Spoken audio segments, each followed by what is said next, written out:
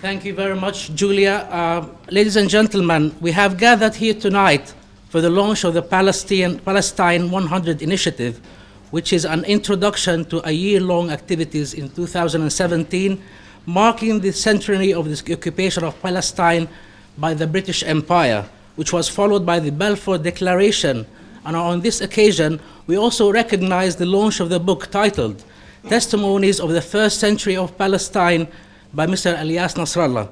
For the official opening of this initiative, I would like to invite the founder of Palestine 100 Initiative, without whom we wouldn't have been here tonight. Ladies and gentlemen, please welcome Dr. Makram Khoury-Machool.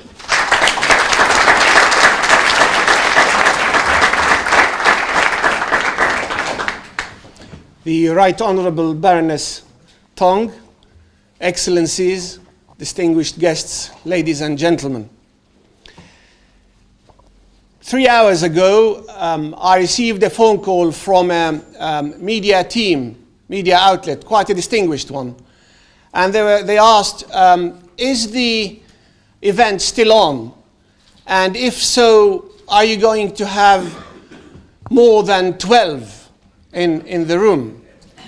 I didn't know what to make out of that, to be honest, but I gathered that when it comes to the media agendas, gatekeepers, I think that this is an indication that the Palestinian cause has dropped quite severely to the bottom of the media agenda, which is an indication.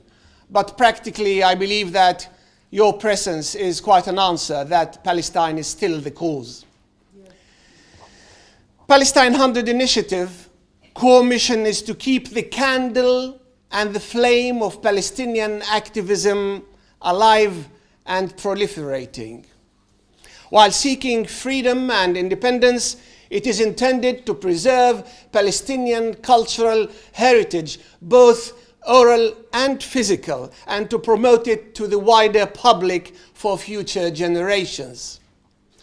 Moreover, it aims to act as an umbrella for a vast network of groups that wish to contend and collaborate in different spaces, regions, and different languages.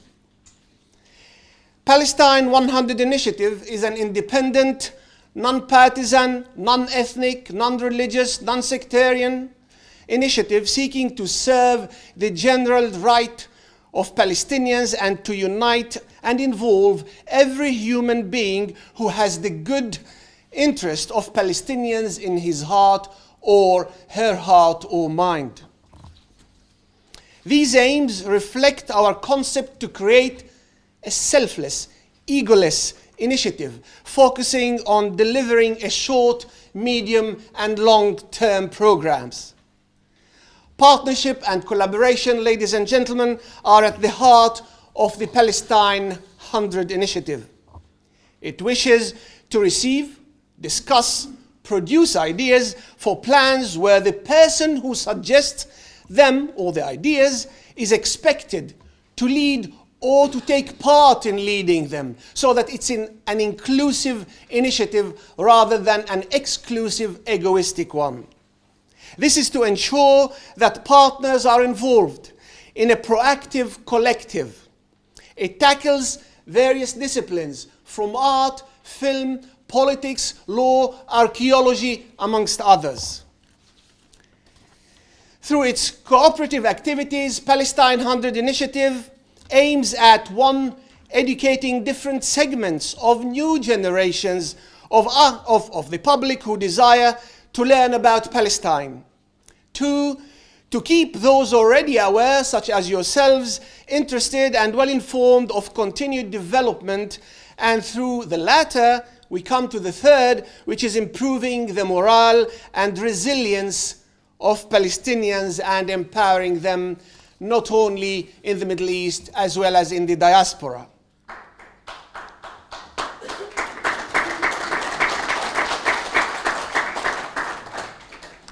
Launching its first event in London tonight, the Palestine 100 Initiative aims to encourage, facilitate and support the production of ideas into fully fledged programs. It will, ladies and gentlemen, start in the first instance as an initiative for 1 year, the 2017, marking the centenary of the Balfour Declaration. However, it may continue in various forms after an assessment of the different outputs towards the 3rd season. Ladies and gentlemen, we therefore urge you to support this initiative and join it. The Palestine 100 Initiative is where you can make your idea for supporting Palestine come true in various meaningful, innovative, creative and peaceful shapes. We expect you to be with us. Again, we expect you to be with us so that we can be together for Palestine and in principle set an example for all oppressed peoples across the globe to exemplify power and unity and the fundamental right to exist. Thank you.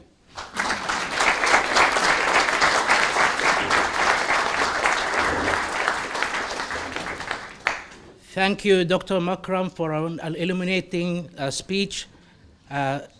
Ladies and gentlemen, let me start by welcoming the keynote speakers for tonight. I'm highly honored to welcome the Right Honorable Baroness Dr. Jennifer Tong.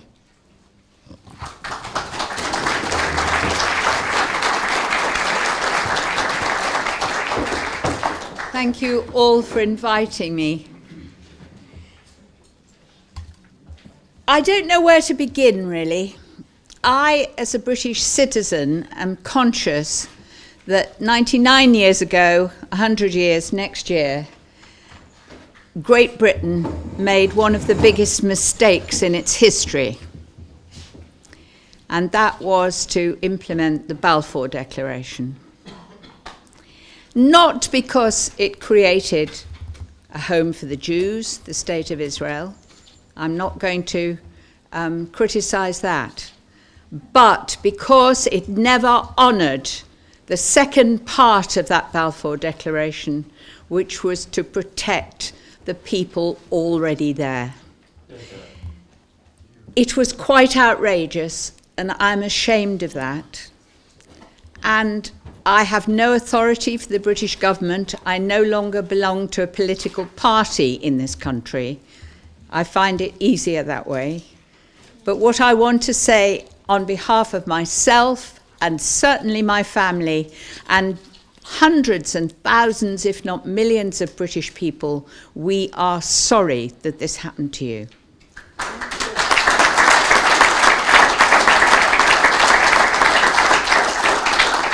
The second thing I want to say is that in the last 5 weeks, only 5 weeks, I've attended 4 different events to do with Palestine. 3 of them to do with the anniversary of the Balfour Declaration coming up, and 1 to do with a book reading that was held in the House of Lords this week, a book called State of Terror, which is by Tom Suarez, who's a historian and a violinist. Our musician will be glad to hear.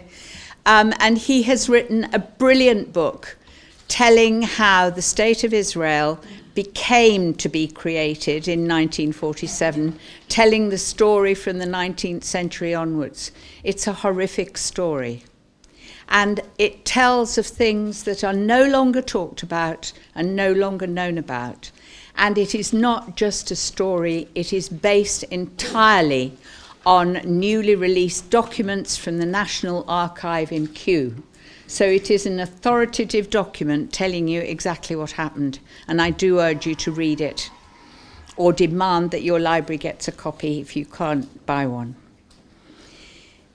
The other thing I want to say is a call for unity. I know we're always talking about unity between Fatah and Hamas out in Palestine, but we also need unity here, because I sense a little bit of competition going on between different groups who want to make their event the event. Now, I think the important thing is that there are lots of events from lots of different groups. It doesn't matter who the groups are. If they're Palestinians or supporting Palestinians, then let's have these events. And as I said, I've been to one in the House of Lords a month ago, which was gate crashed. You probably read about it in the newspapers, but I was there. The second one I went to was in Istanbul a couple of weeks ago for a Palestine Day, and a very big turnout of people there and tremendously exhilarating. And the book discussion this week in the Lords, and now Palestine 100. It is really thrilling what is going on. And just finally, I want to say to you, in all the years, and it's, how long is it, Afif? 15 years since I've been heavily involved in these issues. Since the last century, yes, a century ago, let's put it that way. I have never heard that anthem sung. People are catching their breath. I'm ashamed of that.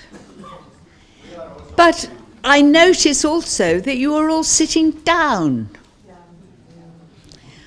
When you sing your national anthem, you stand up and you face forwards.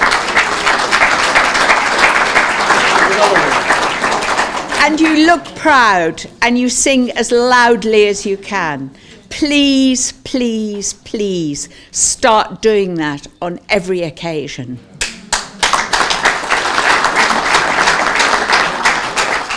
It makes me proud that I know you all. Well, I don't know you all, but I know of you all. It makes me proud to be associated with the Palestinian cause. And I know that one day Palestine will be free.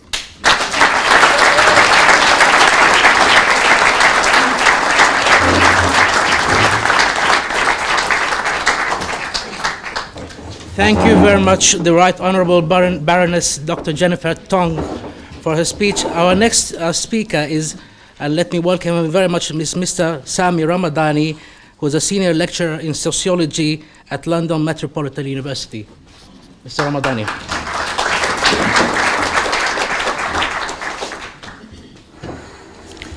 Thank you for inviting me to this meeting. I'm truly honored to be here among my Palestinian friends, some of whom I haven't met for many years.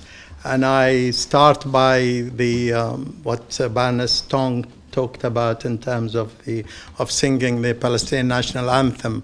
I remember learning this anthem at the Palestinian Students' Union when we had the Iraqi Student Society. I was born in Iraq myself, in Baghdad. And I see the ex-president of the Palestinian Student Union here as well.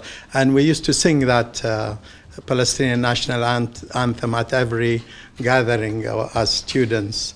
I think that anthem is important because it expresses deep feelings and yearnings for freedom and independence, and rejecting slavery. The words, the lyrics of that anthem are quite amazing. So yes, definitely, I think that anthem should be revived and sung at every occasion.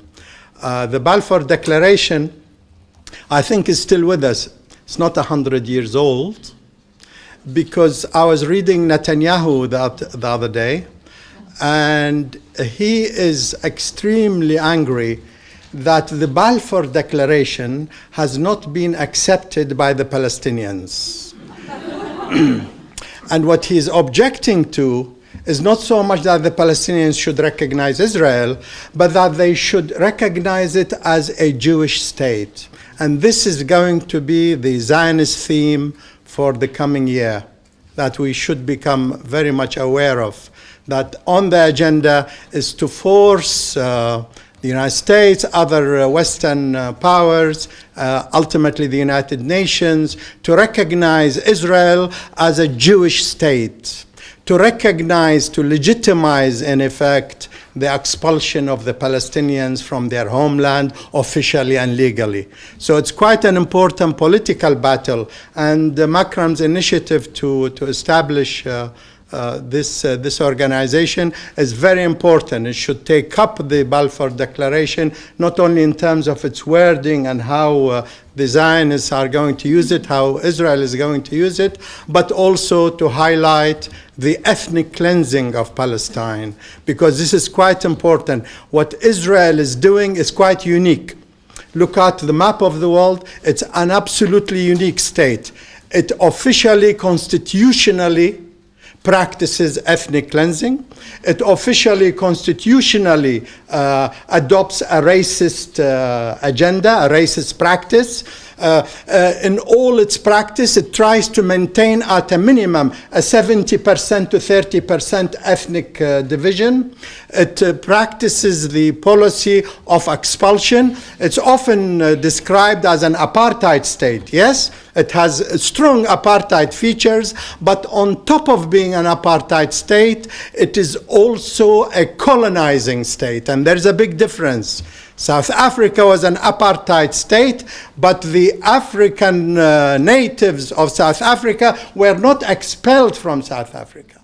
The apartheid state discriminated in the most vicious way against the black people of South Africa, but in the case of Israel, there is physical expulsion. There is a replacement of a population. This is a practice which goes far beyond being an apartheid state.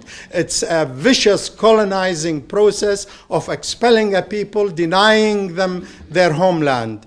Israel has not only destroyed Palestine and made millions of Palestinians homeless, but it is also the source of wars and tensions in the Middle East.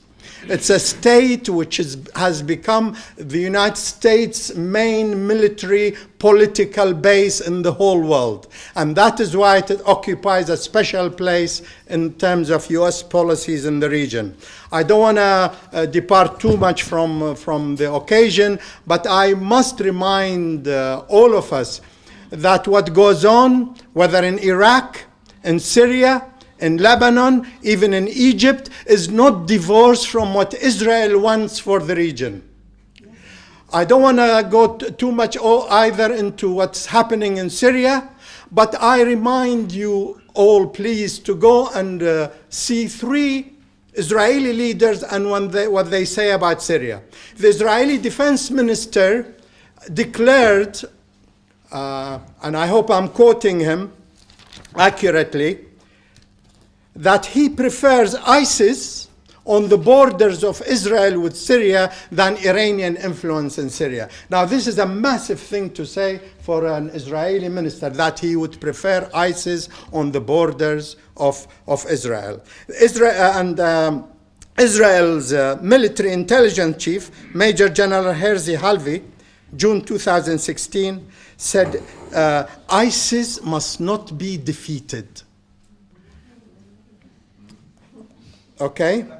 A third one, which we should also keep on the record, is Mossad's former chief, Ephraim Halevi, they have the same surname, admitted on TV that Israel helps Al-Qaeda, that it actually helps Al-Qaeda injured in Syria, takes them to field hospitals in the Golan Heights, and for the more serious cases, they fly them by helicopter into Israeli hospitals. Netanyahu himself visited such injured Al-Qaeda fighters.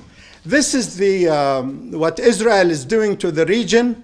They do not care about human rights. This is all a bit like Western propaganda about caring for human rights. It's the human rights they practice in destroying Iraq, and it's the human rights they practice in destroying Libya, and they hope to destroy Syria. A country which is at the heart of the Arab world. It's an occupied country in itself, the Golan Heights, as we all know. Israeli tanks are an hour's drive from Damascus. The destruction of Syrian society as a cohesive society is the aim, not changing a president or caring about the human rights of the Syrian people. I departed maybe a bit, but this is important to relate all these issues, that Israel is not only destroying Palestine, and that the flag of Palestine must be upheld high, and that we must be proud of supporting Palestinians despite the intimidation that is being practiced today here in Britain to silence everybody who dares criticize Israel. Sorry. Criticizing Israel is a fundamental political principle. Israel is not only an apartheid state, but a colonizing state. And criticizing it is the duty of every human being who cares about the independence and freedom of people to decide their own future. Thank you.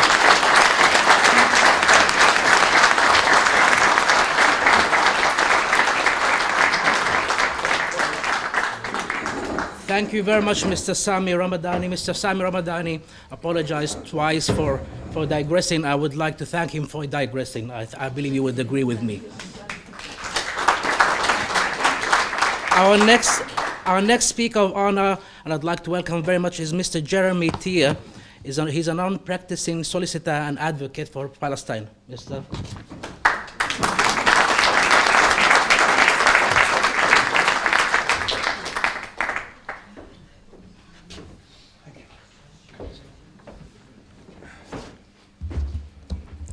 My Lady, Your Excellencies, distinguished guests, ladies and gentlemen, I'm very honoured to have been asked by Dr. Khoury-Machool to speak to you tonight.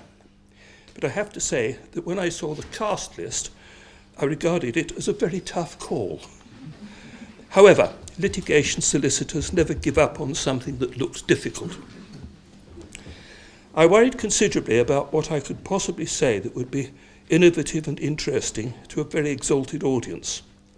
Finally, I adopted a proposition that mirrored very closely a book I'm reading, written by Muhammad Ali with his daughter Hana Yasmin Ali, called The Soul of a Butterfly, with the subtitle Reflections on Life's Journey.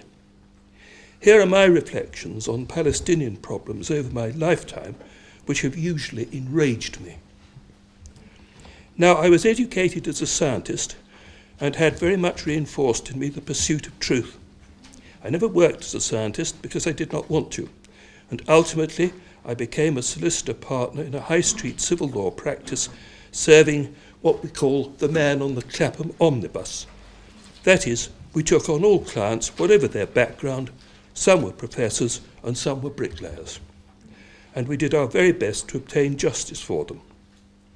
All my former partners had very acute noses for lies and deceits, and when we saw something with which we did not agree, we would almost shout, "That isn't fair," and we would work to get justice for our clients. As an aside, because there are some, I think, senior lawyers here who may be interested in this comment, the search for justice was then legally aided and funded, and we would do our very best for our clients within that framework. That now is impossible because successive governments have triumphantly trashed the concept of legal aid. Not only that, they have appointed as Lord Chancellors people like Chris Grayling and Miss Truss, who have no legal knowledge whatsoever and who are accordingly totally inept and not worthy of their positions. This represents a massive cultural blow to the UK's concept of justice, and I deprecate it intensely. So that is my background. At the age of 74, I am just about able to recollect the radio news reports and newsreel reports on children's Saturday cinema of the bombing of the King David Hotel. I do not remember anything at all about the original Exodus, but I do remember reading the book by Leon Uris, which was published in 1958, and seeing the film which Otto Preminger made in 1960.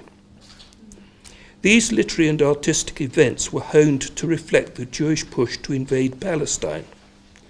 In England, I think we simply applauded the pluck of the Jews who had escaped the Holocaust, or who had, by luck, been able to determine their fate. What is clear, as Lady Tong has already said, is that the Balfour Declaration was not followed in all respects. 4 people were involved in the drafting of the Declaration, which the Foreign Secretary, Mr. Balfour, then sent to Lord Rothschild as the leader of the Zionist movement in England. And the declaration read, His Majesty's government view with favour the establishment in Palestine of a national home for the Jewish people and will use their best endeavours to facilitate the achievement of this object, it being clearly understood that nothing shall be done which may prejudice the civil and religious rights of existing non-Jewish communities in Palestine or the rights and political status enjoyed by Jews in any other country. Later on, in his memoirs, published in 1939, Lloyd George, the Prime Minister at the time, further elucidated his position. The Balfour Declaration represented the convinced policy of all parties in our country and also in America, but the launching of it in 1917 was due, as I have said, to propagandist reasons. The Zionist movement was exceptionally strong in Russia and America. It was believed also that such a declaration would have a potent influence upon world Jewry outside Russia and secure for the Entente, that's the countries fighting the Germans at that time, the aid of Jewish financial interests.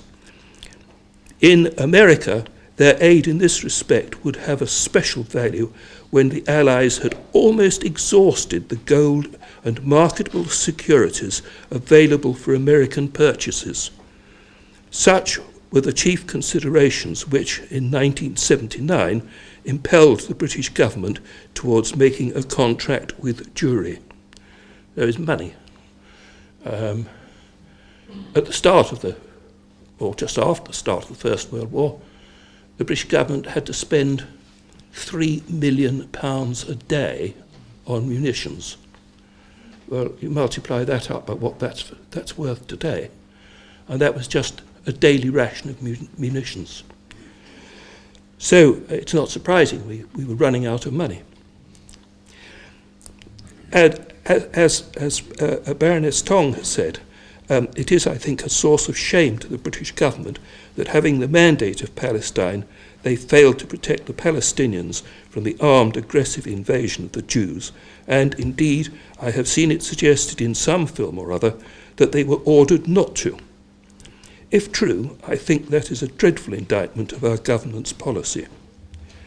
However, I do not think that either Balfour or Lloyd George could have envisaged the mass immigration into Palestine of armed Jewish settlers after the Second World War, who were determined to reclaim the promised land. And that was 30 years after the declaration, so they couldn't have had any idea that would happen.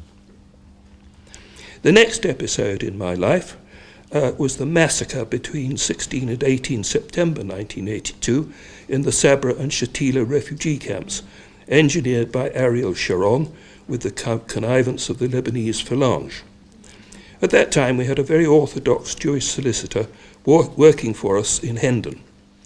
One day, as we were walking to the office, I asked him about it. He hung his head in shame, and he said, "It is very bad. It is very bad." It was not possible for me to press him further, but he clearly recognized that the Jews in Israel had been completely out of order.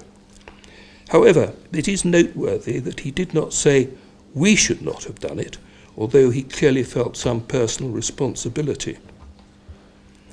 Ariel Sharon, after a considerable Israeli cabinet dispute, was finally demoted from defence minister for his role in this affair, but was immediately made minister without portfolio and subsequently bounced back as prime minister. That did not strike me as justice. Then we come to some assassinations: Tom Handel, James Miller, and Rachel Corrie. All of them were innocent victims of the IDF, and only in one case, Tom Miller, was justice done, or at least partly done, when the soldier who shot him, and he lingered for 9 months, was finally sentenced after an appeal to the Israeli Supreme Court to 6.5 years in jail for manslaughter. The family personal representatives of Tom Handel, filmmaker, managed to extract a reported $1.75 million out of the Israeli government with no admission of guilt or responsibility. But the family of Rachel Corrie, who was bulldozed to death while standing in front of an IDF bulldozer in order to protect homes in Palestine, received absolutely nothing so far as I'm aware. Israeli justice is extremely capricious. Finally, I come to the Israel-Gaza war of 2008-9. The action of the Israeli Jews utterly appalled me. 10 to 15,000 homes either utterly destroyed or rendered completely uninhabitable, 90,000 people displaced, and 1,250 Palestinians killed made me aghast. The Israelis claimed that 250 of the dead Palestinians were members of Hamas, but given their propensity for lying, it's not likely to have been more than 50, which means that 1,200 Palestinian men, women and children were killed in an absolutely murderous onslaught. Of course, the Jews did not collaborate with the Jewish South African judge Richard Goldstone in his report on the conflict, and they dismissed his findings as nonsensical. Somebody must have got at him, because he later recanted his view that Israel had committed war crimes. But the 4 participants with him in making the report denied his retraction. Therein lies the nub of the problem. I must make mention here of an interview that Andrew Neil conducted on this subject, and one of his guests was Lord Levy, Tony Blair's tennis-playing partner and fundraiser-in-chief. Andrew Neil asked Lord Levy if he did not agree that the Israeli Jews had committed war crimes. After a pause, Lord Levy said, "It was a difficult decision." Andrew Neil taxed him again with the same question in a slightly different form, to which Lord Levy replied, "It was a difficult decision." Again, Andrew Neil taxed him with the same question in yet again a different form, to which Lord Levy replied, as he had before, "It was a difficult decision." Well, I had news for Lord Levy, although I could not convey it to him. It was not a difficult decision, it was an easy decision, and the easy decision was do not do it. I would like to end on a positive note. Not all Jews are bad, and you only have to look at Daniel Barenboim with his East-Western Divan Orchestra, originally set up, I think, with Edward Said, to see what can be achieved, although he, of course, is not permitted to play in Israel. In a debate in the House of Commons, there was the following speech given, and I don't think many people here will be avid readers of Hansard, but this is taken directly from Hansard.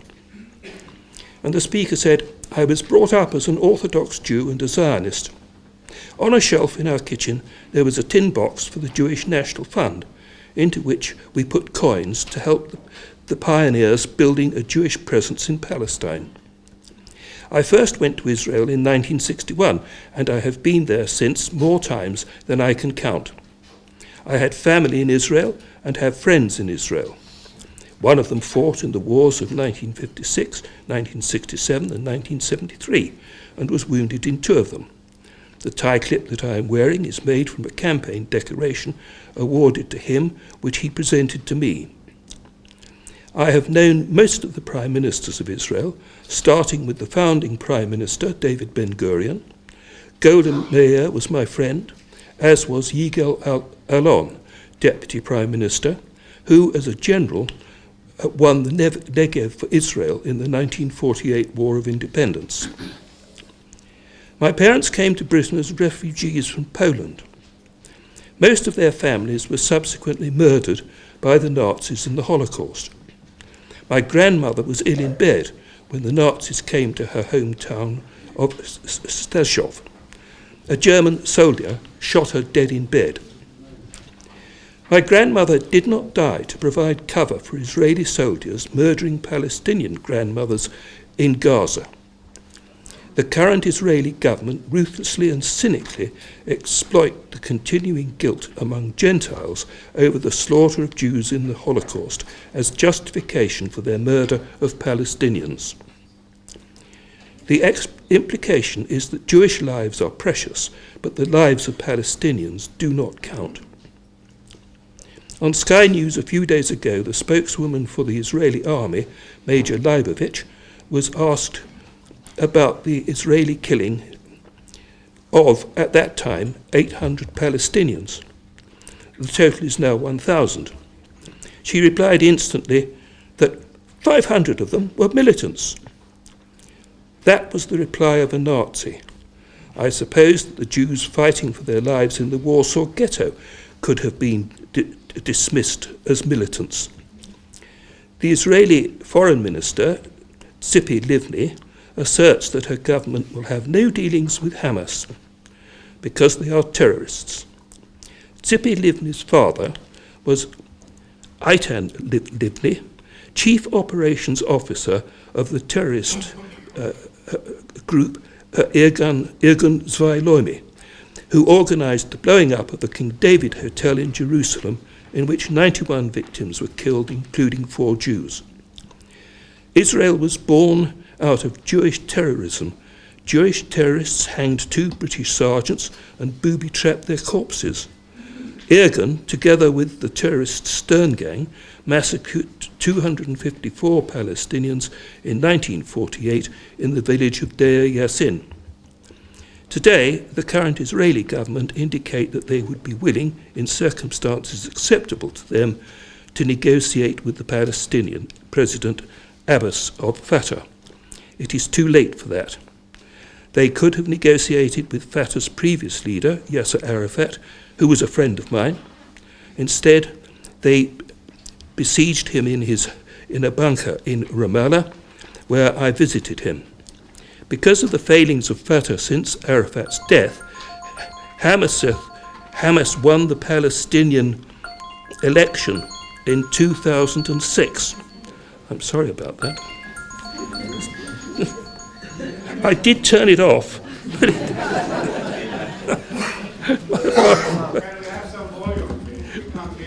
Sorry, I did. Yeah, right, yes, sorry.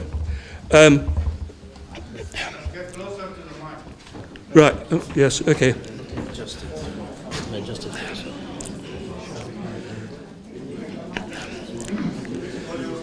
Because of the failings of Fatah since Arafat's death, Hamas won the Palestinian election in 2006. Is that right? Sort out the volume, please, since you're coming to job. The microphone's not working. Some technical support. What shall we do with Chrome? I'll pick it up and shout.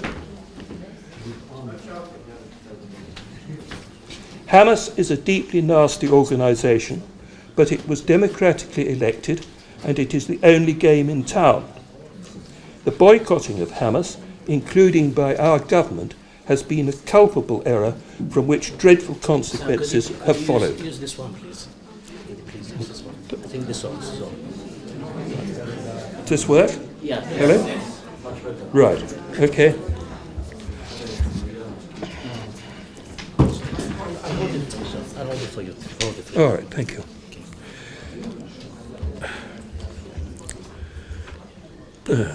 The great Israeli foreign minister, Abba Eban, with whom I campaigned for peace on many platforms, said, you make peace by talking to your enemies.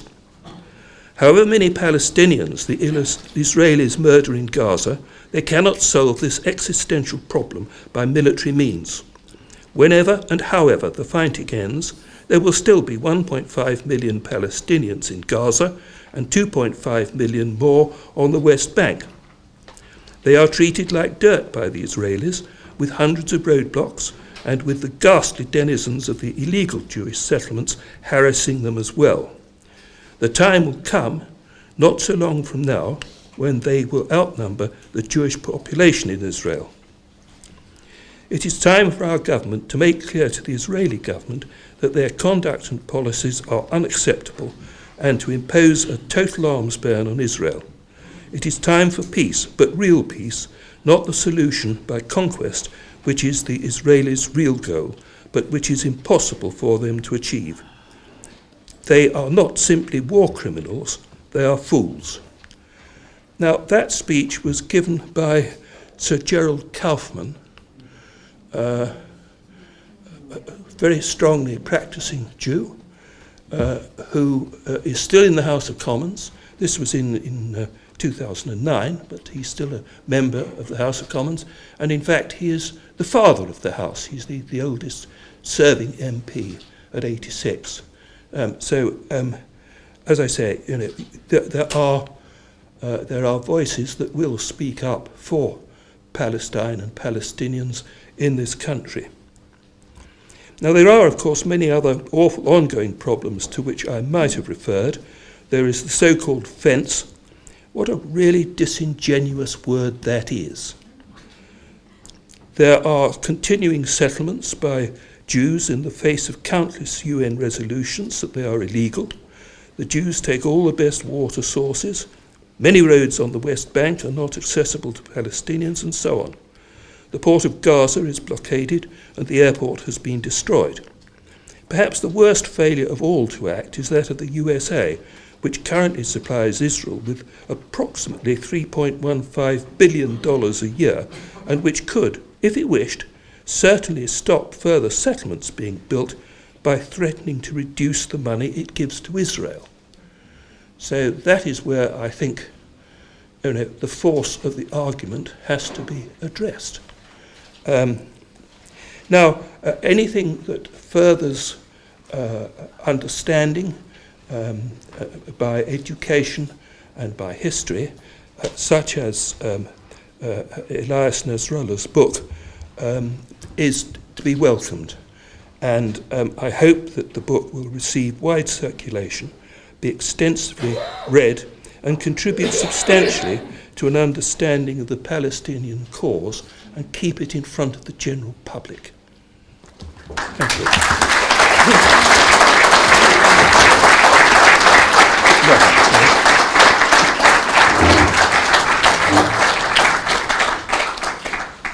Thank you, Mr. Jeremy T. Our next speaker of honor is Mr. Mohammed Baraka. Mohammed Baraka is a Palestinian politician and in the so-called Israel now, that is to say, in the Palestinian territory occupied in 1948. He is the former leader of the DFPE, the Democratic Front for Peace and Equality, among other positions he held during his political career. Mr. Mohammed Baraka.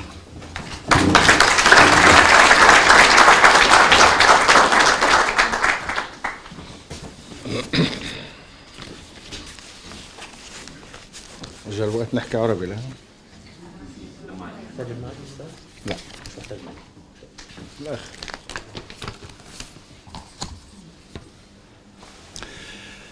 أولا أشكر القائمين على هذا اللقاء وأحيي المبادرة مبادرة فلسطين 100. أحيي الدكتور مكرم خوري-مخول صديق قديم وسيبقى طبعا، وأحيي الحاضرين والحاضرات جميعا. لسه بنسخن شوي.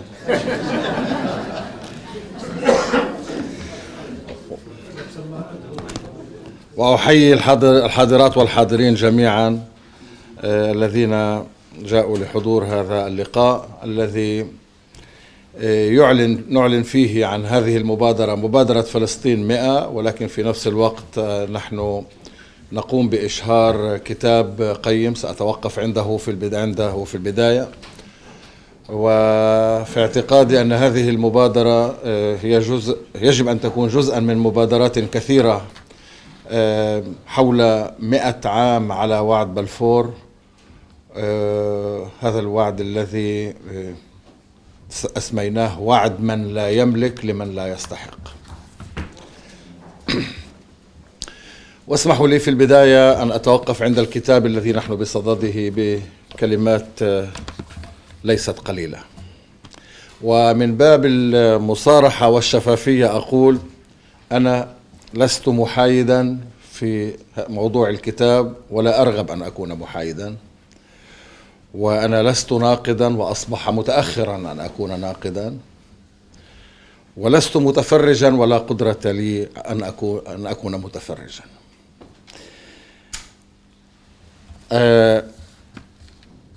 لقاؤنا اليوم الذي يتحدث عن هذا الكتاب، كتاب شهادات على القرن الفلسطيني الأول، أريد أن أقول أن هذا الكتاب يمسني شخصيا على طوله من أوله إلى آخره، لكن هو شكل من أشكال التعاطي مع قضية الشعب الفلسطيني على مدى قرن كامل. الكتاب يأخذك في رحلة على محور الزمن من خلال مسح دقيق يعتمد المعاينة من المصدر الأول فيغوص في الحدث أو يكشف حقائق مجهولة فتصبح صورة الحدث فيه أكثر وضوحا، وفي محطات مختلفة يأخذ الحدث معنى آخر يتجاوز أو يصحح المألوف المتداول.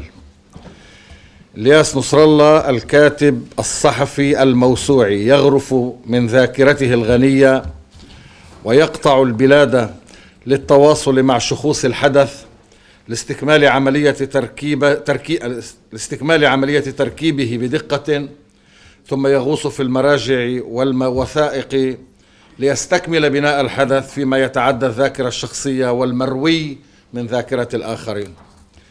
الكتاب هو ليس كتابة التاريخ، والكتاب ليس مذكرات شخصية، والكتاب ليس شهادة قانونية وإنسانية، والكتاب ليس مادة تثقيفية، والكتاب ليس استفزازا لحاجة البحث والتوثيق، والكتاب ليس محاولة موفقة لإماطة اللثام عن أحداث قد تغرق في غياهب النسيان أو التحريف. الكتاب هو كل ذلك. الكتاب هو الكتاب كل ما يترتب على ذلك. في ساحة فلسطين الأولى التي سميت فلسطين 48 ظلما وقهرا، لأن بقاءنا في وطننا بعد النكبة كان النقيض الأكبر لل48 وللنكبة.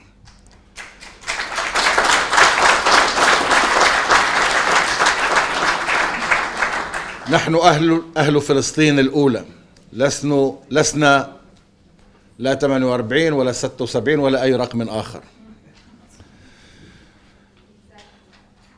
وكنا النقيض لمشروع التطهير العرقي الصهيوني في هذه الساحة التي استنزفت بين الصهيونية وبين النسيان، بين الشعور بالعزلة وكأنها 100 عام، وبين ظلم ذوي القربى.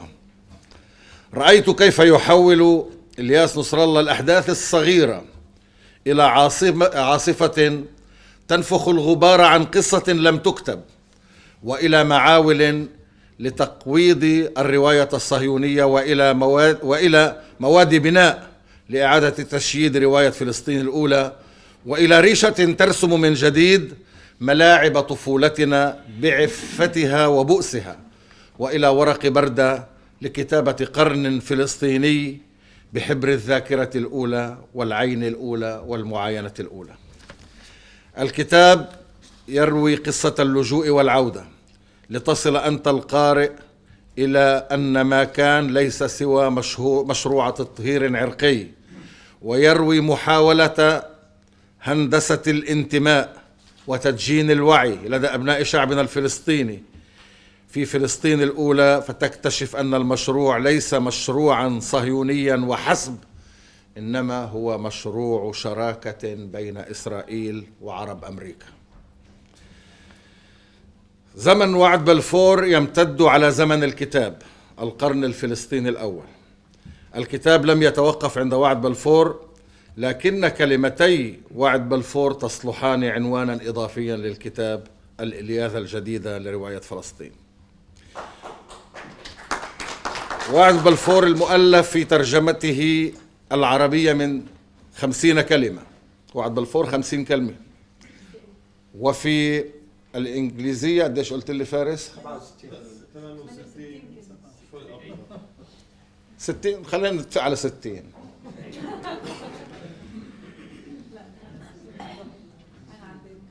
قديش 68؟ 68 في العربي 60. اوكي. وعد بلفور المؤلف في ترجمته العربية من 60 كلمة قال كل شيء عن مشروع النكبة الذي نفذته الصهيونية والإمبريالية البريطانية، ومن ثم الإمبريالية العالمية بمشاركة الرجعية العربية. وأنا أريد أن أقرأ للتذكير، كلكم قرأتم وعد بلفور، بما أنه 60 كلمة الله بعينكم.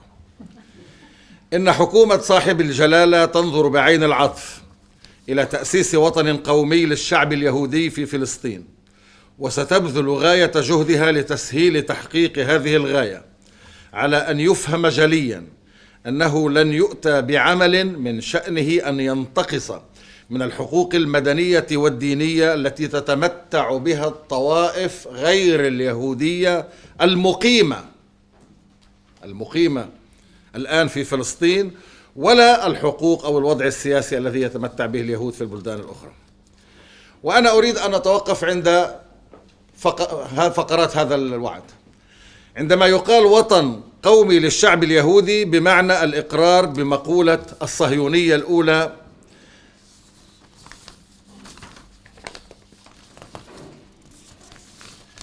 مقولة التي تبذل غاية جهدها، بمعنى أن هذا وطن مقولة الصهيونية الأولى التي تتحدث عن اليهود كشعب سواء كانوا أينما كانوا في كل أقطار العالم، ولا تتعامل مع المقولة الحقيقية أن كل اليهود ينتمون إلى الشعوب التي يعيشون فيها ثقافة ولغة وحضارة. والأمر الثاني أن حكومة صاحب الجلالة تبذل غاية جهدها بمعنى أنها شريكة في نكبة الشعب الفلسطيني. ونحن نعرف أن السيد بلفور زار فلسطين أكثر من مرة في سنوات العشرين ليقف عن كثب على تقدم المشروع، مشروع إقامة الوطن القومي. الحديث عن الفلسطينيين كطوائف غير يهودية تعني إنكار وجود الشعب الفلسطيني، وإنكار الشعب الفلسطيني بوجوده وتسميته هي مقولة لا سامية، وكل محاولة لوصم النضال الوطني الفلسطيني باللاسامية هو مردود على بريطانيا ومردود على الحركة الصهيونية وعلى إسرائيل. الحديث عن الحقوق الدينية والمدنية بمعنى إنكار وجود حقوق قومية للشعب الفلسطيني، الشعب الذي يعيش على أرضه وفي وطنه، بينما تعترف بالحق القومي للطوائف اليهودية الموزعة في كل أنحاء العالم. هذا كلام يردده الإسرائيليون اليوم عندما يتحدثون في كتاب الإحصائيات عنا نحن الفلسطينيين في الداخل، يقولون غير اليهود. هذه تسمية إمبريالية بريطانية يجري تكرارها اليوم، لكن هي تقصد أن لا يجري التعامل مع الشعب الفلسطيني كشعب، إنما كشعب كمجموعة ناس تعريفهم أنهم غير يهود. الحديث عن الحقوق الدينية والمدنية هذا يندرج في نفس المكان الذي ينكر الشعب وينكر حقوقه. قبل أيام يوم الأحد الماضي قالت رئيسة الوزراء البريطانية تيريزا ماي أن وعد بلفور هو أحد أهم الرسائل في التاريخ، وكانت تتحدث في مجموعة الصداقة الإسرائيلية أو الصداقة مع إسرائيل في حزبها حزب المحافظين.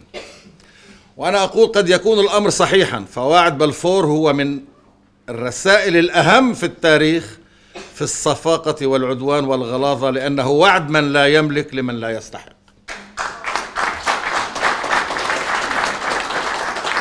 وقالت السيدة مي في المناسبة ذاتها أن إسرائيل هي عبارة عن ديمقراطية مزدهرة وبمثابة منارة في التسامح. وأنا حقيقة كنت أقترح استضافتها في قرية عربية فلسطينية في إسرائيل، مثلا أن أستضيفها على أنقاض بيت أهلي في صفور التي هدمت عام 48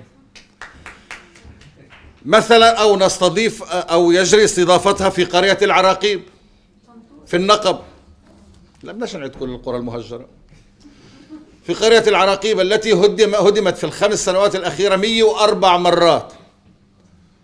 وعندما نقول هدمت 104 مرات معنى ذلك أنها بنيت 105 مرات.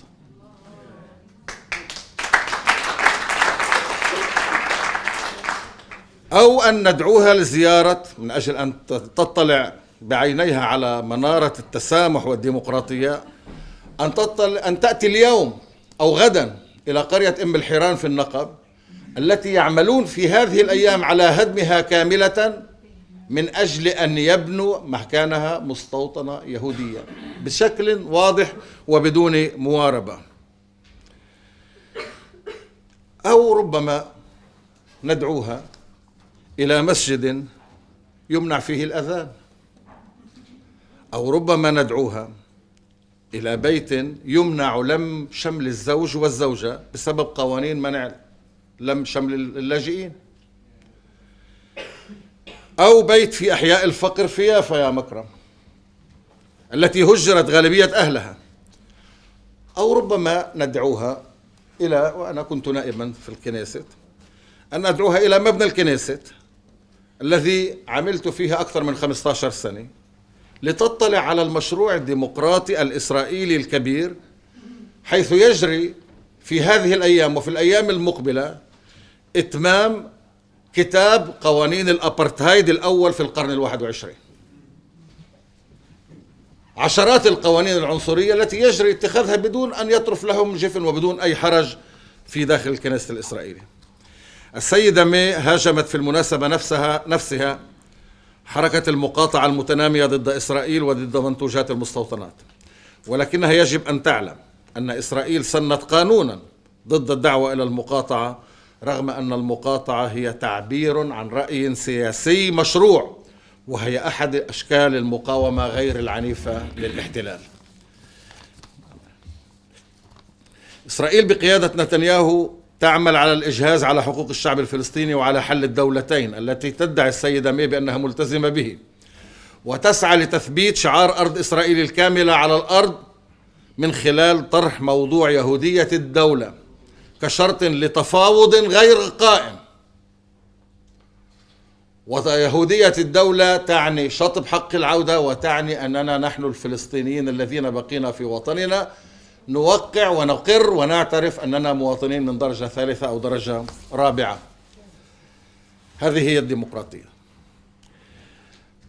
وهي حكومة نتنياهو من خلال هذا الشرط عمليا تريد أن تتهرب من أي استحقاق سياسي على الإطلاق. الأمر الثاني الذي تعمل عليه إسرائيل في هذه الأيام هو تديين الصراع لتخطي قضية الاحتلال، قضية أن الأرض هي أرض محتلة، ولتخطي أن هنالك حق تقرير مصير للشعب الفلسطيني وتصوير الموضوع وكأنه موضوع صراع ديني على حقوق العبادة وليس على الحق الشعب الفلسطيني في السيادة. وأنا أقول أيضا يجب أن نكون هنا صريحين مع أنفسنا أن إسرائيل تستفيد في طرحها لتديين الصراع من الإسلاموفوبيا في الغرب ومن تنامي مصطنع لتيارات متأسلمة ومجرمة في العالم العربي، وتعمل أيضا من أجل محو القضية الفلسطينية على محو الخط الأخضر بواسطة تعميق الاستيطان في الضفة الغربية عموما وعلى طول الخط الأخضر تحديدا، أو ما سمي في حينه مشروع النجوم السبعة اللي حطها شارون في حينه من أجل استحالة خلق وضع تستحيل فيه إقامة دولة فلسطينية. لقد قررت لجنة المتابعة العليا التي أقف اليوم على رأسها لقضايا المواطنين الفلسطينيين في إسرائيل، وهي الجسم التمثيلي الأعلى لهذه الجماهير، أن تنخرط رسميا في النشاطات وفي المبادرات حول 100 عام على وعد بلفور. وسيكون لنا نشاطات أيضا في الداخل حول هذا الموضوع. اليوم هنا في لندن ونحن نشارك في إطلاق هذه المبادرة وبإشهار كتاب الأخ والصديق الياس نصرالله. ثمة حاجة أن نقول أن معاناة الشعب الفلسطيني قد طالت، لكن مصير الاحتلال الإسرائيلي لن يكون مختلفا عن مصير الاحتلالات الأخرى عبر التاريخ. والآن على حكومة صاحبة الجلالة أن تنظر بعين العار على وعد بلفور، وأن تعتذر للشعب الفلسطيني، وأن تعترف رسميا بدولة فلسطين. هذه الخطوات لن تصلح كل شيء، ولكن فيها شيء من العدل. شكرا.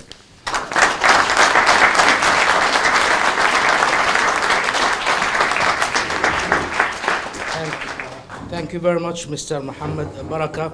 For those of you who couldn't understand the speech in Arabic, I'm going to give, I'll try to keep it as brief as possible in English. He said briefly, in all fairness and transparency, I would like to say I'm not impartial, nor I claim to be. I am not critical, and it's already too late for me to be. I am not a spectator, and I have no strength to be. I was born, we'll skip that part. Okay. He talks about the book. I'll try to keep as to the version he gave us. The book takes us through in a journey in time, utilizing writing and research techniques of first-hand inspection, exploration of events, and revealing unknown facts so that the outlook is a lot clearer. However, the writer employs other techniques to highlight points that have not been cleared in history books or correct a widely circulated mistakes or errors. Elias Nasrallah is a journalist and a writer with a vast experience and encyclopedic knowledge of his subject matter, and therefore the reader is treated to a wealth of information where the writer dwells on his research, on his rich recollection of events, crisscrossing the countryside to meet eyewitnesses, so he can create a full and vivid picture worthy of the reader's time. Following this exhaustive legwork, the writer delves deep into references and historical documents to complement the structure. This book is not a history book. It is not an autobiography. It is not a legal or a human witness account.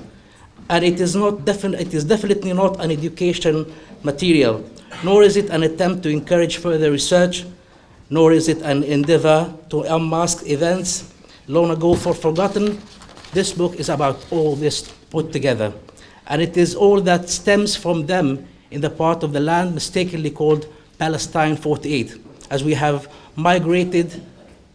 not migrated from our country.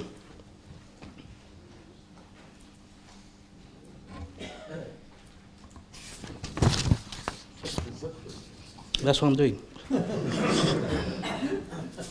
I have marveled at how Elias Nasrallah transformed miniature events into a storm that blows away dust from a story yet to be written and reshapes them into plows that strike at the very foundation of the Zionist doctrine, doctored and distorted versions.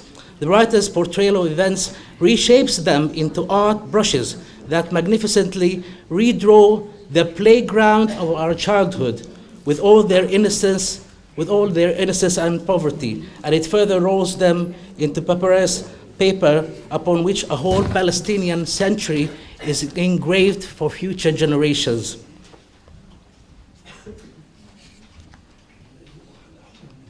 We realize that this is not a Zionist project, but in fact a partnership between the so-called Israel and the blindly American-led Arabs. The writer assigns, unsurprisingly, a great emphasis in the book for the Balfour Declaration, which comprised the initial step for the Nakba. He believes that Nakba was a product of sordid collaboration between Zionism, British imperialism, later on international imperialism, and reactionary Arabian forces. He then recites the declaration, which I'm not going to do. He has some remarks on the declaration, saying that when it says national home for the Jewish people, and I'm quoting from the original English text, by the way, it means that UK was condoning the very first principle of Zionism, and consequently it was an accomplice in the plight of the Palestinian nation. The second remark, when it talks about non-Jewish communities, that actually means rejecting the very idea that a Palestinian nation exists. We can even add that this sentence constitutes a stark anti-Semitic statement, as Palestinians are, and this should not come as a surprise to any of you. Palestinians are Semitic themselves. The next remark. Semitic. So, Indigenous. We are indigenous. thank you, sir. Not made in Washington or Israel. Thank you, sir. The next remark talks about civil and religious rights, which means the reality that rejecting the sovereign rights of a nation living on its own land while assigning a false right to Jewish communities scattered here and there. The Balfour Declaration, all 68 words of it, is unfounded, illegal, and most of all, unethical. Just a few days ago, precisely on the 11th of this month, UK Prime Minister Theresa May said that the Balfour Declaration was amongst the most important letters in history. I quote, "This is partly right, as it was amongst the most atrocious, unjust in history, the promise by the one who doesn't own to the one who doesn't deserve." She went on to say that Israel is a striving democracy, a striving democracy and a beacon of tolerance. I therefore would like to extend an invitation to her to visit an Arabian village in the so-called Israel. For instance, to al-Hiran, which is currently being demolished to construct yet another legal kibbutz or settlement. I'd like to invite her to visit a mosque where the call for prayer is forbidden by the Zionist authorities, or to a household where the man or the wife is absent because of the non-family renewal laws. In the same statement, Mrs. May attacked the BDS movement. However, she should know that Israel has passed a law against BDS that comes in breach of the well-known legal fact that boycotting is a legal means and a method of expressing opinion, and a non-violent one at that. Under the leadership of Netanyahu, Israel works tirelessly to abort this two-state solution and strives to affirm the Israeli state status on the whole area of historical Palestine through advocating the Jewishness of the state as a condition and a prerequisite for continuing the negotiations. This religiousization of the conflict aims to overlook and put into oblivion the issues of occupation and the right of self-determination for the Palestinians, and attempts in a crafty manner to depict the whole issue as a religious one. In this endeavor, Israel employs and exploits the augmenting Islamophobia in the West, in addition to the increasing flux of Islamist moves, most of which are criminal and outlandish. As we launch together the Palestinian 100 initiative, a century since the Balfour Declaration, by celebrating our friend Elias Nasrallah's book, there is a need to state clearly that the plight and misery of the Palestinian people has been ongoing for decades now. However, the fate of Israeli occupation will be no different to the fate of other occupations throughout history. Her Majesty's government should look back at the Balfour Declaration with a sense of shame and guilt, and seek forgiveness from the Palestinian people, and to formally and officially recognize the state of Palestine. These steps will not heal the wound, and will not rectify everything. However, they do make a good starting point towards justice.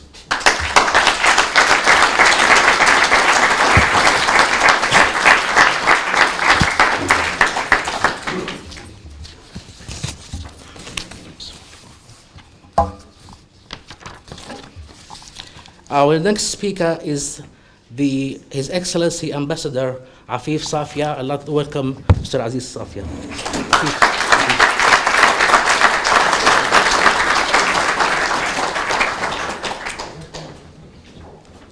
Dear friends, I think we all agree that we owe a debt of gratitude to Khoury-Machool because he took the initiative of the 100 Years institution. And I believe we should not be resigned into becoming an object of history. We should recapture the initiative and become a subject of our own history. Let me tell you, I personally do not believe in historical inevitabilities. I don't believe in predetermination. I don't believe that the oppressed will inevitably become victorious one day. I believe history is a cemetery of oppressed people who remained oppressed until they vanished into historical oblivion. And I believe in the Middle East, the dilemma today, realistically, is the following. There is either one people too many, we the Palestinians, or there is a state which is missing. The international community in the UN and elsewhere has said its opinion. There is a state missing, needing to be created. But I have news for you. I believe history is still undecided. And I believe our task, our challenge, Ya Muhammad, is how to help history make the right choice. So let me tell you very frankly, in international relations today, we the Arabs have become quantité négligeable, negligible quantity. There is no interest in befriending us, and there is no risk taken in antagonizing us. We the Palestinians, a victim of history, we are in a poor shape today, and we need to do some soul searching. And let me tell you, when three Palestinians gather, many have elevated pessimism as though it became the only criteria of measurement of one's patriotism. We compete on who is more pessimistic. But that's a castrating, politically castrating attitude. Only optimists make history, but credible optimists. And I believe we should shake ourselves up. Some 30 years ago, when I was ambassador in London, as I was saying to Jenny, I'm a 20th century phenomenon, so we met in the 20th century. There was an Algerian ambassador, and Algerians are not known to be humorous. This one was. And he had a wonderful joke to explain Arab decadence. He said, you know, one day 4 persons met in heaven and decided to go down to hell as a fact-finding committee. The devil welcomed them very joyfully, and he took them around. And hell apparently is made of big pots of boiling oil on an ethnic basis. There was a French, an Italian, a German, a British, an Arab, etc. And on every pot, Ya Makram, there was a small devil with a spear, and whoever tried to float over the boiling oil to have a puff of fresh air, the devil with the spear would push him down again. Except the Arab pot. No devil, no spear, total tranquility, total serenity. So the fact-finding commission is intrigued. So they asked the devil, how come this pot has no devil and no spear? He said, out of experience I discovered that we don't need a devil and a spear here, because in that pot, if anybody emerges, they take charge of pulling him back. So my dear, we need some soul searching on why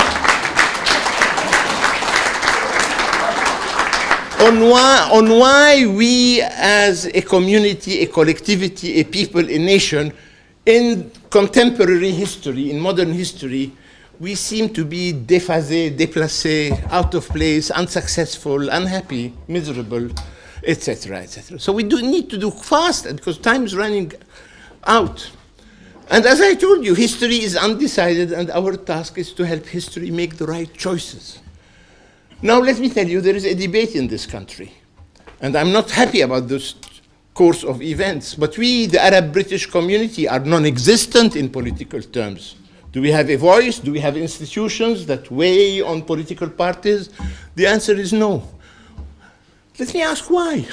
I look at this room, you're all adorable, wonderful, remarkable individuals. It would make any political party, Jenny, blush of envy. They all would love to have such a collectivity of individuals who are adorable, charming, educated, etc., etc. Yet, as a group, we don't weigh at all.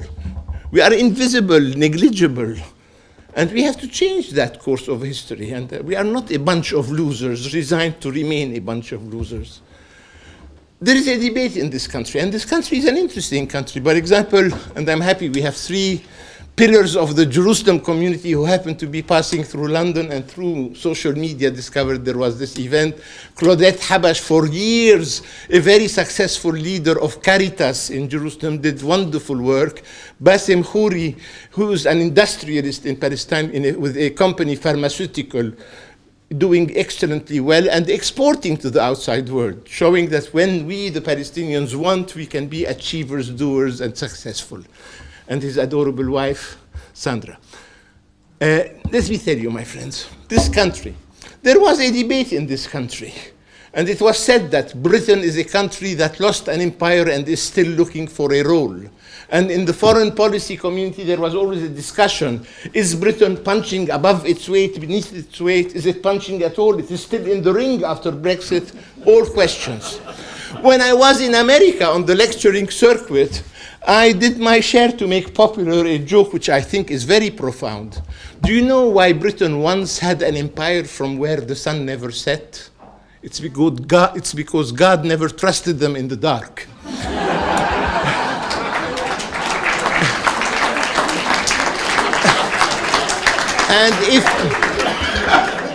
And if ever anybody should not have trusted Britain in the dark or in the day, it's we, the Palestinians. Now, let me tell you, there is a debate about anti-Semitism.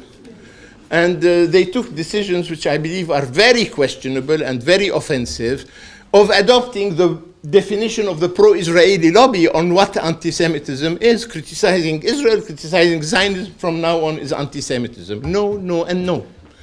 And nobody will attack our freedom of speech. And I, as a Roman Catholic, was revolting centuries after against the Catholic Spanish Inquisition, and we should not be resigned today to the pro-Israeli Inquisition that they try to inflict on us. Anti-Semitism. Well, we, and I'm sure I speak for everybody in this room, we are against anti-Semitism for 2 reasons. One, because we are universalists. We are against any discrimination of any kind. So as universalists.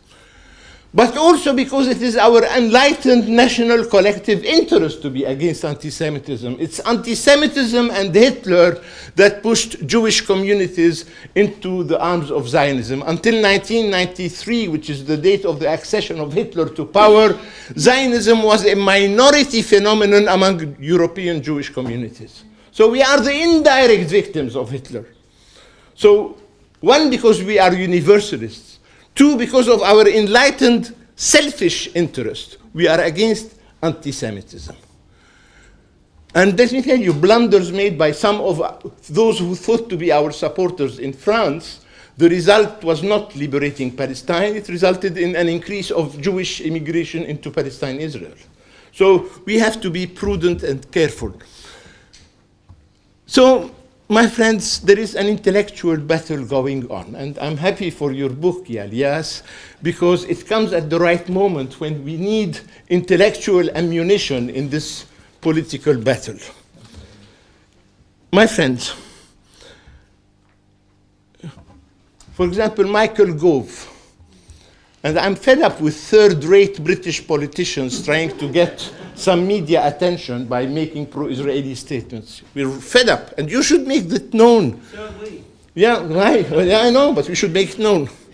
He said Israel, the shining example of democracy, and they hate Israel not because of what it does, but because of what it is.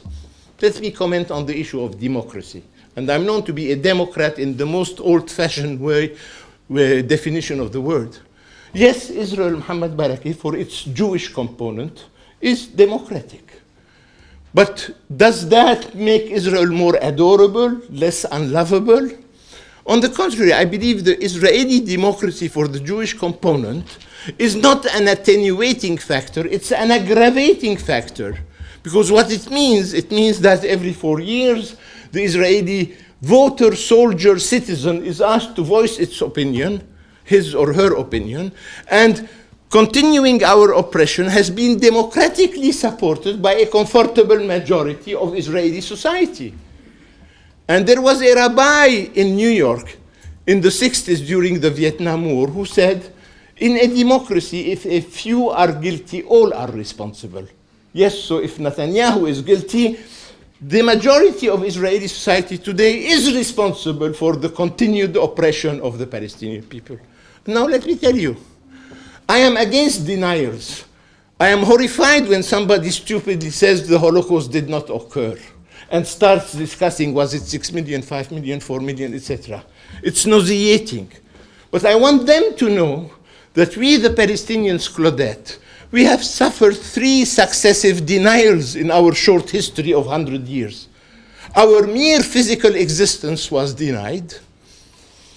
A land for no people, for a people with no land, etc. And just recently I was talking in a dinner with a leading Zionist in this country who again repeated the theory of John Peters from time immemorial that there is no Palestinian people. The Palestinians were attracted by the Jewish prosperity introduced by the arrival of the early Zionists in early 20th century. So there is no Palestinian people. We were attracted from the Arab countries to the prosperity that was introduced by the arrival of etc. So we suffered the denial of our mere physical existence. We were denied our rights, obviously, and we were denied the recognition of our suffering. How often have we heard, suffered? Of course not.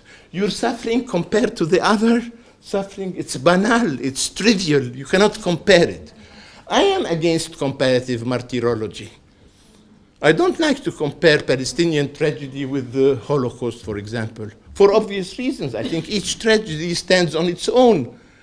And if I were a Jew or a gypsy, it's Nazi atrocity, which is the worst thing in the history of mankind. If I were a Native American, Red Indian, it would be the arrival of the early European settlers that resulted almost in my total extermination. Had I been a black African, it would be slavery in yonder centuries and apartheid in last century. And if I were an Armenian, it would be the Ottoman persecution and massacre. And if I happen to be a Palestinian, it would be Zionism and the ethnic cleansing of 1948, the Nakba. Humanity, and you are humanity, should consider all the above as inadmissible and unacceptable. And there is no degrees of atrociousness. And I believe, I know of no way of how to measure pain and to quantify suffering. By the way, Muhammad, if I were to be given a choice between a protracted subhuman life and an instant death, I might choose instant death to a protracted subhuman life. So you cannot compare suffering, measure it, and quantify it. So we should be against injustice, whoever the perpetrator, whoever the victim. My friends, we suffered 3 denials. Anti-Semitism today, my belief, is the treatment and the persecution of the Palestinian people by the Israeli state. That's the anti-Semitism of today. And I think we should recapture the initiative and not accept the terms of the debate the way they have been set by the pro-Israeli lobby. Makram, I promised you not to speak endlessly. I want to end by one point.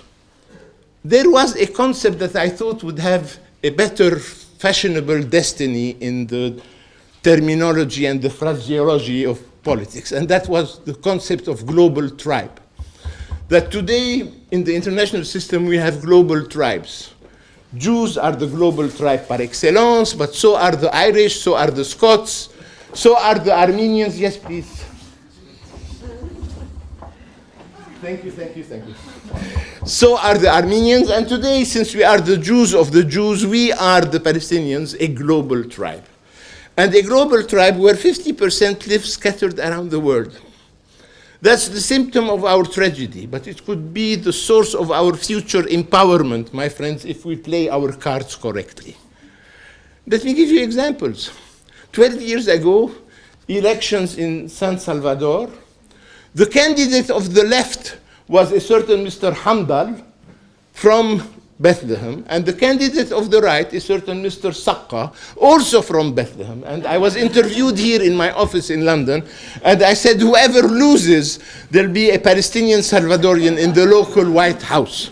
At one moment, Ya Muhammad, in Belize, this micro-state in central Latin America, at one moment, the prime minister was from El Bire, from the Al Musa family, and his foreign minister was from the village of Beit Hanina, not the neighborhood of, prime minister in Belize.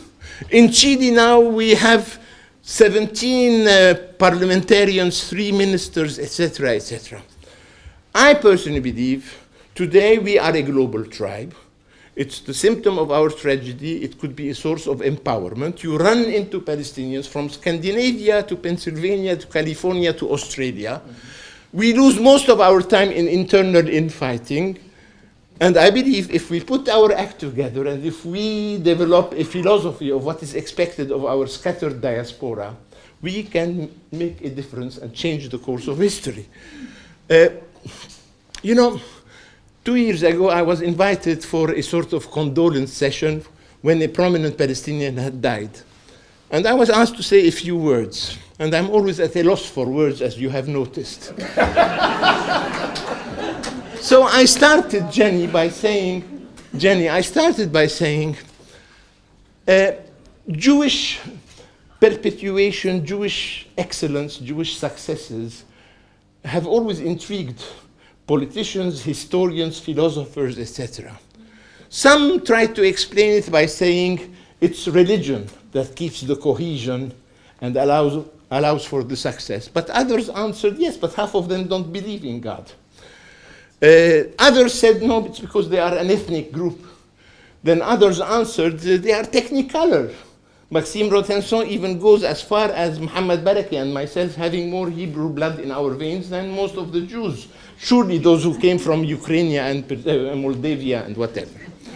So they are not a religion, they don't all believe, they are not an ethnic group because they are technicolor.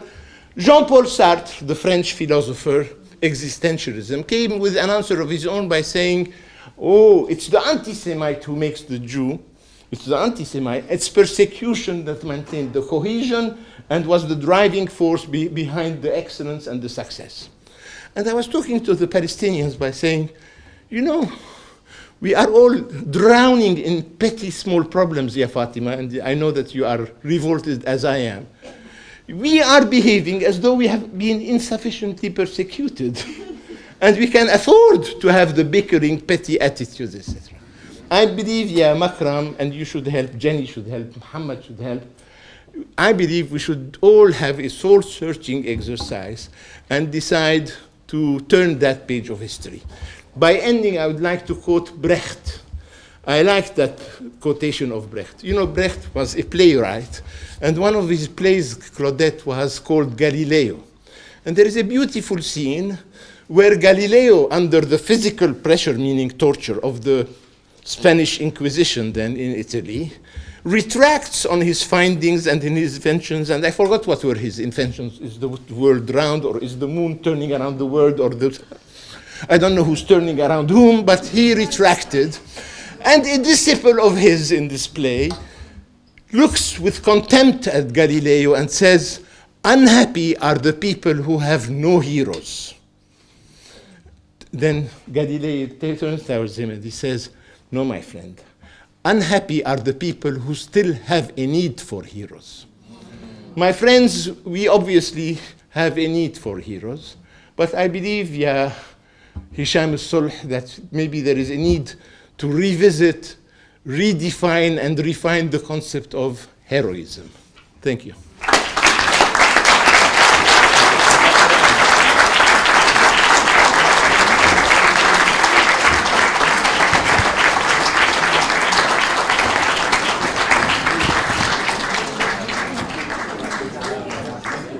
Thank you very much, Your Excellency, Mr. Afif Safia. Ladies and gentlemen, I now leave you with the man behind the book, with the wordsmith who came up with this magnificent book, a volume to be read and should be read by everyone involved or engaged or interested in the Palestinian cause. Ladies and gentlemen, please join me in to give a warm welcome to Mr. Elias Nasrallah.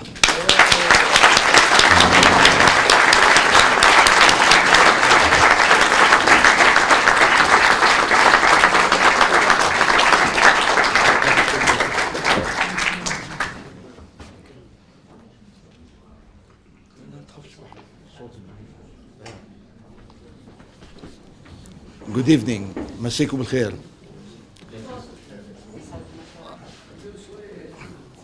I welcome you all to this event and wish to thank all of the previous distinguished speakers. I would like to extend special thanks to Dr. Makram Khoury-Machool, who worked both tirelessly and tenaciously to organize this book launch. The book is entitled Testimonies on the First Century of Palestine. In short, the book is a type of biographical history, or what we may be described as an oral history. In broad terms, the book is based on three main aims. Firstly, to document the story of the Palestinians that remained in Palestine after the Nakba of 1948. Secondly, to document the stories of certain key individuals and events relevant to the modern history of Palestine. These include, for example, the murder of Yusuf Nasr in Jerusalem, whose parting act was to appoint me as an editor for Israeli affairs of Al-Fajr newspaper, as well as the murder of iconic cartoonist Naji Al-Ali while on his way to my home in London. Thirdly, to confront and challenge all attempts to suppress and hide the crimes of theft and aggression against the Palestinians by Israel and the Israelis. This is the story of a native in his native language. I document the social, political, and psychological effects of dispossession and tragedy originating from the Balfour Declaration and ensuing for almost 100 years. My family and I are victims of this ongoing crime. This book took a long time to write, almost 6 years in total. I used my life and professional experience to tell stories of events which happened to me personally and which affected a large number of Palestinians. I also address events which I bore witness to, among them events concerning my immediate family members who strove to withstand the most notorious military powers in the world. Not only Israel, but a coalition of international powers standing behind Israel with unwavering support. I aim to present a panoramic scene of the suffering visited upon the Palestinians who managed to reclaim parts of their homeland after 1948. At that time, those brave and distressed Palestinians reclaimed their homes and parts of their lands without any material or other support. Their fleet was, or they numbering around 160,000. Their feat was quite spectacular, directly confronting the myth of the then new Israeli state, now numbering more than 1.6 million. These Palestinian citizens inside Israel continue to present Zionism and Israel with serious existential question. Today, I stand proud knowing that the Palestinian people have many supporters of their cause, of their just cause, publicly and officially in the international arena. Among them, the most courageous Baroness Jenny Tong, who is with us this evening. I do not wish to enter into the fine details about the content of the book, which spans almost 700 pages. However, I will try to briefly explain my background and how I came to write this text. I was no more than 9 months old when my family escaped the Nakba, taking refuge in Lebanon for a short time in 1948. Miraculously, my family managed to return to their home village in Shafa'amir, a small town in Galilee. Testimonies of the first century of Palestine presents scenes of what happened to those Palestinians during and immediately after 1948. The Palestinian Nakba continues until this day, with most Palestinians still living in dispossession and diaspora, forbidden from returning to their homeland. The Israelis demolished about 530 Palestinian towns and villages, which strictly speaking no longer exist. The Israelis built settlements over the ruins of these villages for Jewish immigrants brought to settle there from all over the world. What is most frightening is that the Israelis do not feel guilty about the crimes they committed and continue committing the same and worse against the Palestinian people. As time goes on, it seems as though the Israelis have an endless appetite to reinvent ways of suppressing, brutalizing, and destroying any past or ongoing idea of Palestine. As a Palestinian from inside Israel, speaking Hebrew, living, studying, and working with Israeli Jews throughout my life, I know that most Israelis actually feel proud about what they have done to the Palestinians.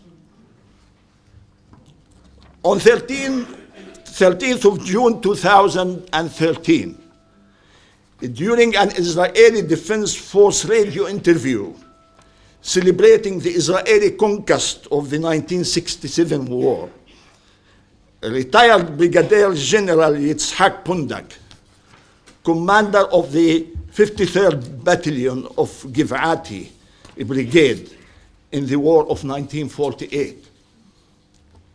He did not hesitate to express his pride for what he and his soldiers committed against the Palestinians. Speaking especially about the destruction of the Palestinian towns and villages, Yitzhak Pundak said, "My conscience is at ease with that, because if we hadn't done so, then there would be no state by now. There would be 1 million more Arabs." This had been said just recently. Meanwhile, Israeli historian Benny Morris, whose well-received books are published by Cambridge University Press, and other prestigious academic institutions. He still grieves the failure of the Israeli leaders to ethnically cleanse Palestine fully in 1948, as had happened to the American natives, whom he called the Red Indians. In an interview with the Israeli newspaper Haaretz on 16 April 2004, Morris said, even the great American democracy could not have been created without the annihilation of the Indians, saying that he wished this had happened to the Palestinians. Benny Morris spoke openly about the possibility of the further transfer, meaning the uprooting of the Palestinians who remained in Israel after 1948, who now comprise around 20% of the Israel's population. Morris spoke of expelling them to neighboring Arab countries in the future. Morris said, the Israeli Arabs are a time bomb. Their slide into complete Palestinization has made them an emissary of the enemy that is among us. They are a potential fifth column. In both demographic and security terms, they are liable to undermine the state. So that if Israel again finds itself in a situation of existential threat, as in 1948, it may be forced to act as it did then. Then he added, if the threat to Israel is existential, expulsion will be justified. In Israel, there are people who literally drool as they see the queues of Syrian refugees escaping the furnace of war. To them, this presents an immediate hope that Israel might be able to someday expel those remaining Palestinians who managed to stay in their homeland. It also undoubtedly encourages other colonial expansionist fantasies embodied by the idea of Greater Israel, which is still alive and kicking, and not just on the Israel right. The protagonists of any transfer who call for continued ethnic cleansing of the Palestinians are currently ruling in Israel. They simply wait for the right moment to carry out a further onslaught, not only against the Palestinians in the territories occupied by Israel in 1948, but also in the West Bank and Gaza district. The Israeli Prime Minister, Benjamin Netanyahu, insists that Israel is a Jewish state. The American Congress and the President Barack Obama and the President-elect Donald Trump agreed to this, ignoring the United Nations Security Council decisions regarding the Palestinians' right of return to their homeland. The Israeli Defense Minister Avigdor Lieberman assured the Israelis only a few weeks ago that his next war on Gaza is going to be the last one. What he means by that is clear, and in fact, twofold. Firstly, Israel paved over the whole of Gaza with all those in it, most likely without facing any pushback from the international community.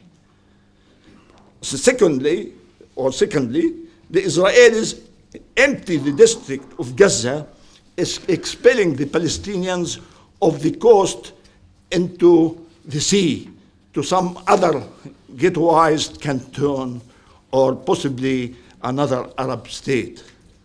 In light of this, we must double our efforts to enlighten the new Palestinian generation, and secondly, to enlighten the world public opinion, about the true danger of the Israeli threat against the future existence of the Palestinian people posed by Israel's extremist rulers and ministers. For Palestinians to confront any transfer attempt or new expulsion, we need to tell the new generation about the past experience.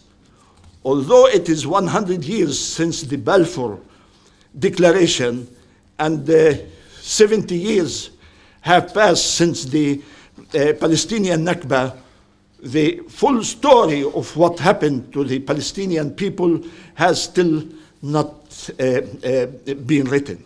However, particularly alarming for me was that story of those Palestinians who managed to stay in their homeland has almost been glossed over by most historians, political commentators, and all other interested onlookers. This book is only a primary attempt to document some events and experiences of Palestinians inside historic Palestine from the last 100 years, who for now hold Israeli citizenship. I hope that this book will one day be translated and published in English and possibly even other languages. Thank you very much.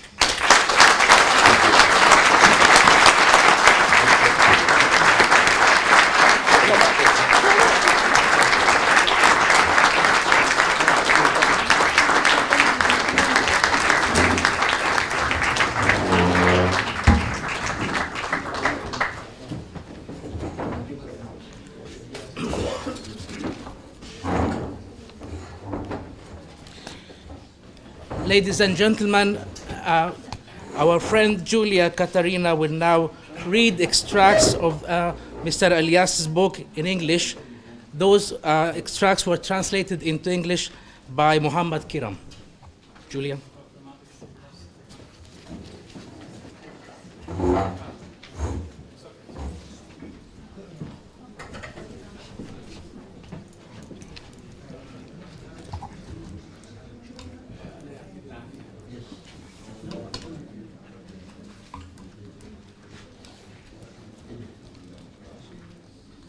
The day I was born, my father got home with his leg wrapped in bandages. My mother was frightened and took it as an omen of bad luck on the family. My father, who was known for his resilience and ability to withstand difficulties and hardship, clamping on pain, he expressed great joy at my arrival, considering it a good omen for him personally and the family, as evidenced by surviving a fire which was likely to end his life. He promptly named me Elias, after Saint Elijah, who is venerated among Christians because Saint Elias, according to scripture, defied the flames, was extremely strong, fought the gods, and sent upon them fire blazing from the sky over Mount Carmel. And then he ascended to heaven on a chariot of fire from a place east of the Carmel mountain range overlooking Shaf Amr, called Furnace. Meanwhile, my mother vowed to dress me throughout my childhood in clerical clothing if my father was cured of his burns, in accordance with an old traditional practice within the Christian communities of the East. Although the name Elias is an authentic Arabic name commonly used throughout the Arab world amongst Muslims and Christians alike, with me it carried meanings of, most notably, challenge and resilience. The Palestinians were then facing their biggest challenge in history. Throughout the 2 decades prior to my birth, Palestine witnessed skirmishes and constant clashes between Jews and Arabs, during which the occupying British Army, which had a mandate over Palestine from the then League of Nations, pretended to be standing on the sidelines, when in reality, Britain was intent on implementing the Balfour Declaration, made to help the Zionist movement to establish a national homeland for the Jews in Palestine by force, thus ignoring the rights of the Palestinian people in their homeland, Palestine.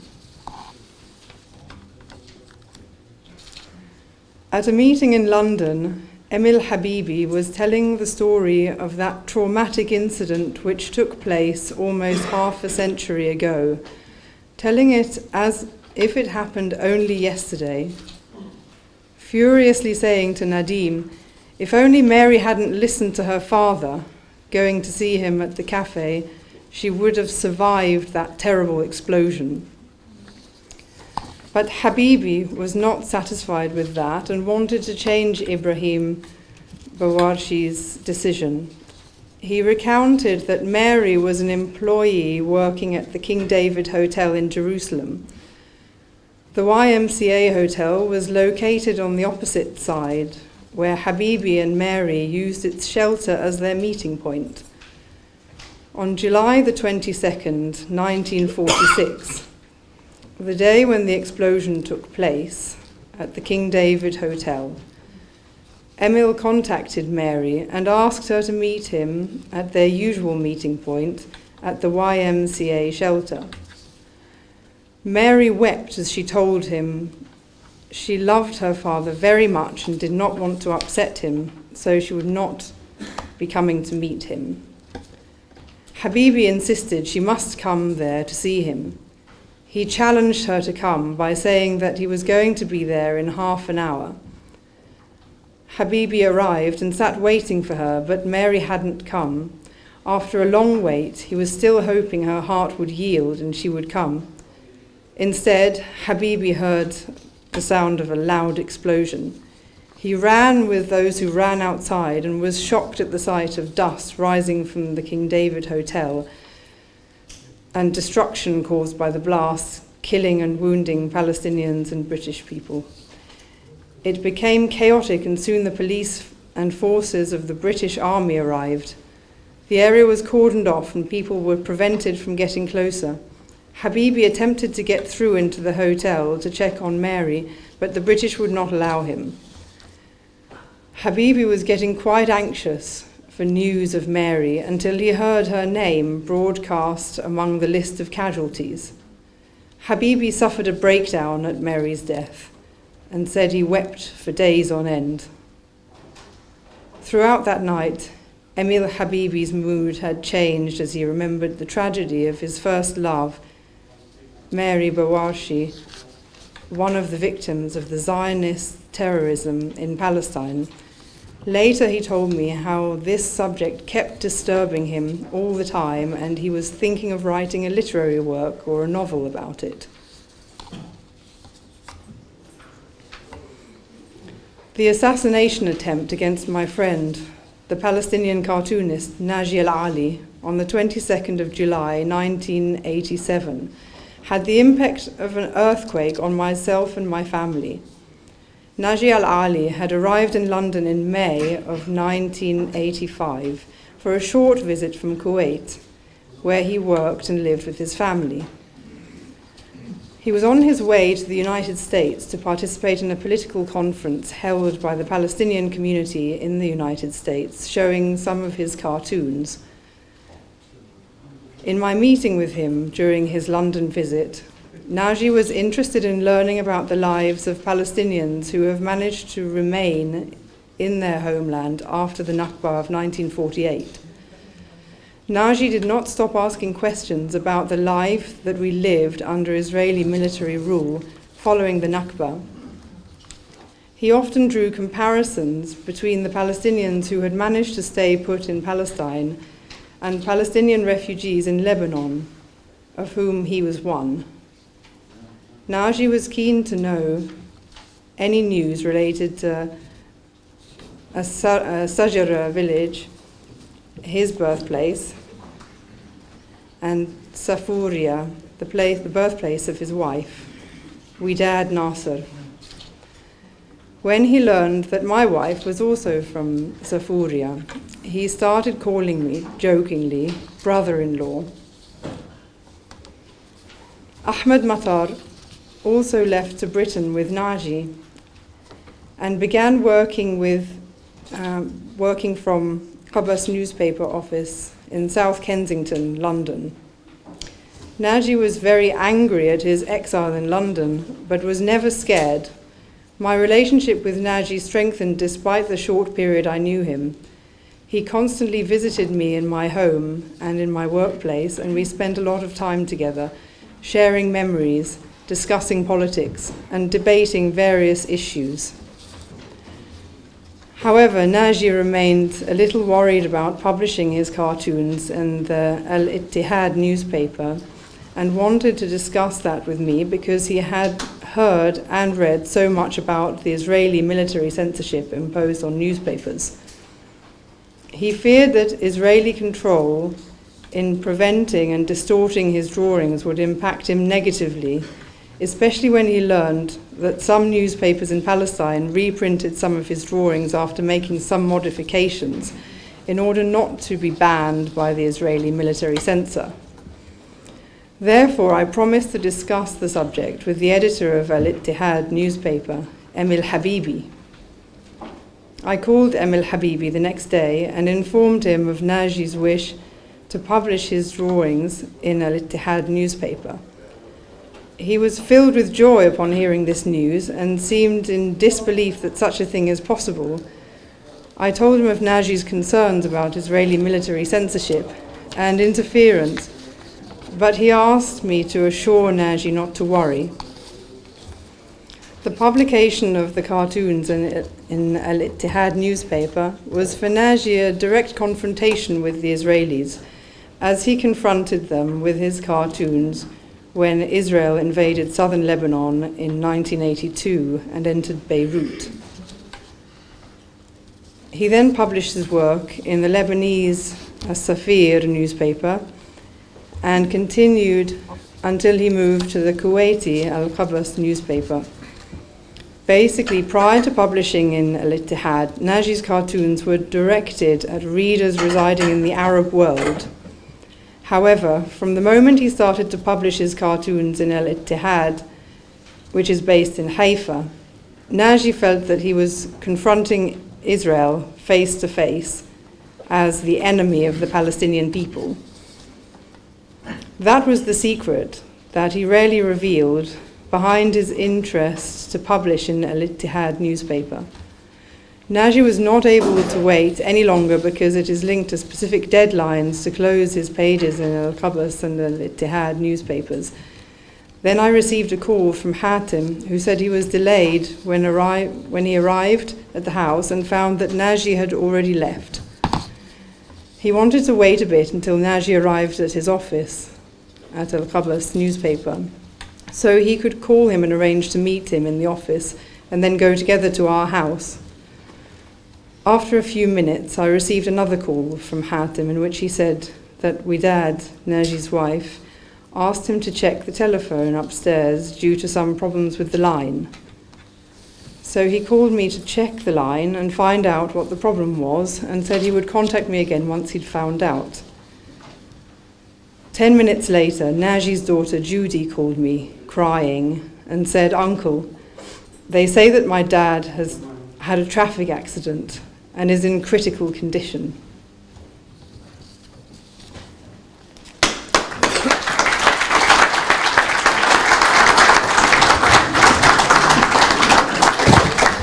Thank you very much, Julia. Julia, we haven't finished with you yet. Julia is going to show us more of her talent with music.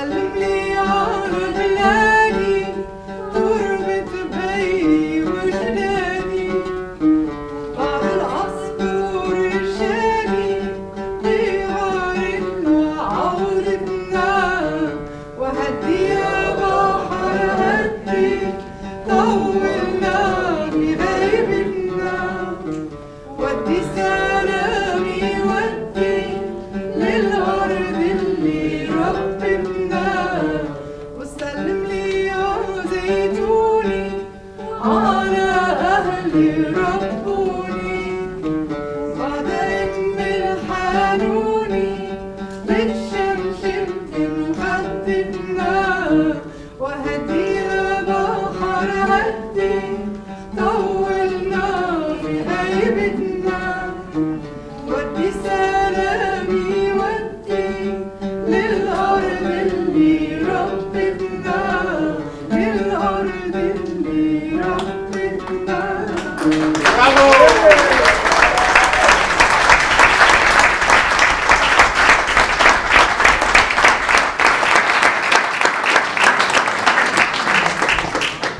شكرا كثير.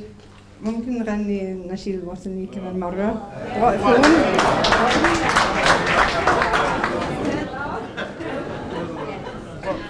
صوت عالي كده.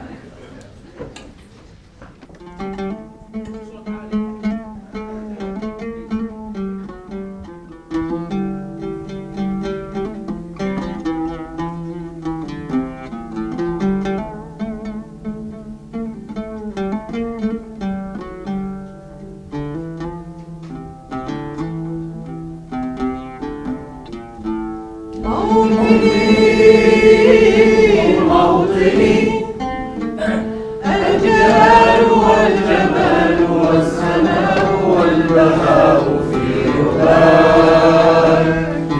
رباك والحياة والنجاة والهناء والرجاء في هواك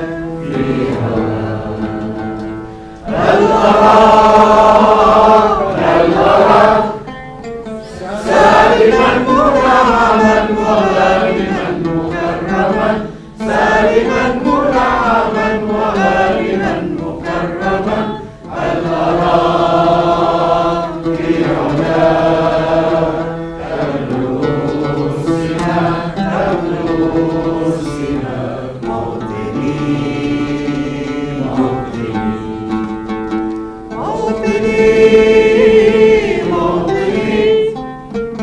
الشباب لن يكل عزمه أن يستقل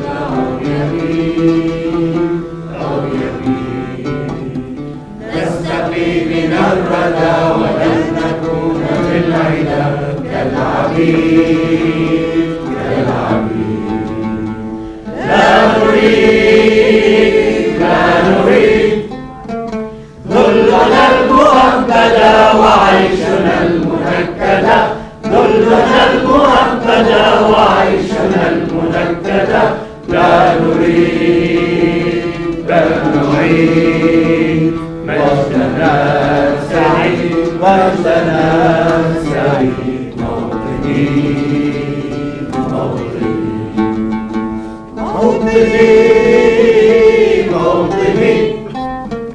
الحسام واليرع والكلام والنزاع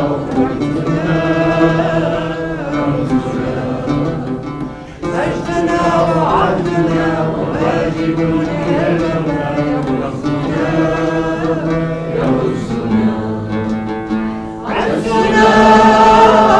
عزنا راية تشرف وراية ترفرف راية تشرف وراية ترفرف يا علاك في علاك طاهرا عيناك طاهرا عيناك موطني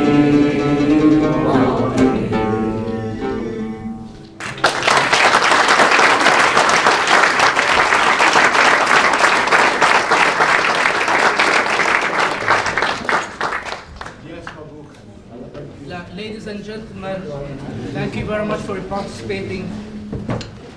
One final sentence before we leave this venue tonight.